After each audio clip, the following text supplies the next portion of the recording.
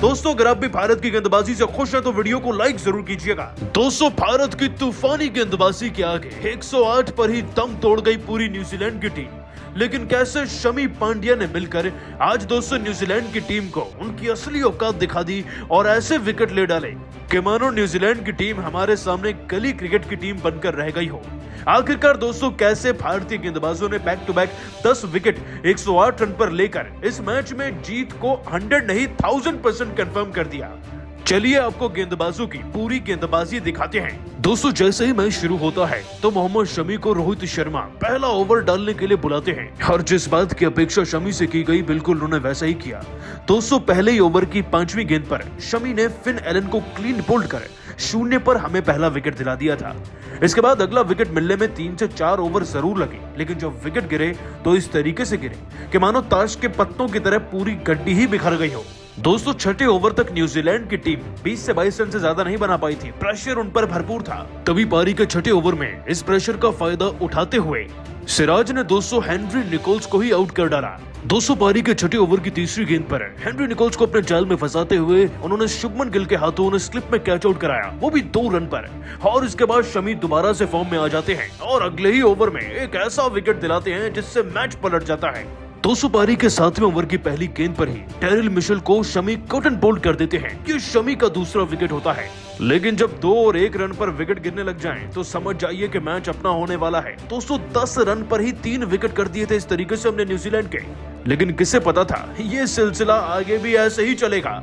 दोस्तों 5 ओवर बाद भारत को चौथा विकेट मिलना था, लेकिन ये विकेट शमी या सिराज में से नहीं बल्कि पांड्या ने लिया, वो भी इस अनायाब तरीके से कि कैच को देखकर आप भी तौबा कर जाएंगे। बात 10वें ओवर की है।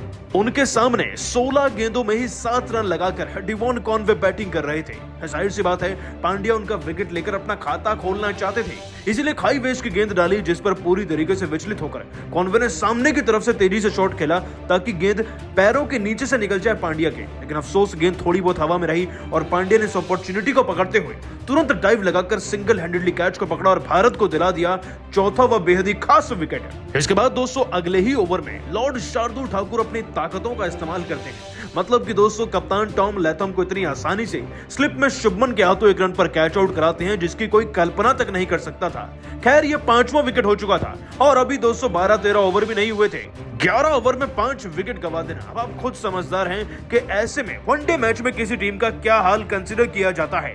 दोस्तों पिछले मुकाबले के अनसंग सुपर हीरो ब्रिस्वेल फिर मैदान में सेट होने का प्रयास करते हैं। 3-4 चौके लगाकर वो भी 20 से ऊपर पहुंच ही जाते हैं, लेकिन फिर उनका सामना होता है आज रफ्तार के सौदागर मोहम्मद शमी से। पारी के 19वें ही ओवर में दोस्तों शमी इस ओवर की 3री गेंद को इस तरीके से डालते हैं, इस कदर घुमाते हैं कि गेंद इस खिलाड़ी के बल्ले कैच लेकर सीधा ईशान किशन के हाथों में चली जाती है और ये भी कैच आउट होकर अपना विकेट गवा बैठते हैं। दोस्तों ये विकेट वाकई में मैच को पलट देता है। अब तो न्यूजीलैंड की टीम बैसाखी पर चल रही थी और बचे कुचे विकेट लेते हैं हमारे पांड्या जैसे खिलाड़ी।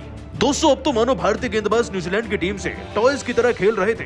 पांड्या जहां सेंटनर को क्लीन बोल्ड करते हैं तो उधर वॉशिंगटन सुंदर भी एक विकेट अपने नाम कर जाते हैं चुपके से। वो ग्लेन फ्लिक्स को आउट करते हैं और फिर 33वें ओवर में आकर फर्ग्यूसन को भी आउट कर जाते हैं और जाते जाते कुलदीप यादव भी कहां पीछे रहने वाले थे। 10वां विकेट यानी कि टिकनर का विकेट उनका नाम रहा और इस कदर दोस्तों 108 रन पर हमने आज न्यूजीलैंड की टीम को ताश के पत्तों की तरह बिखेर कर रख दिया।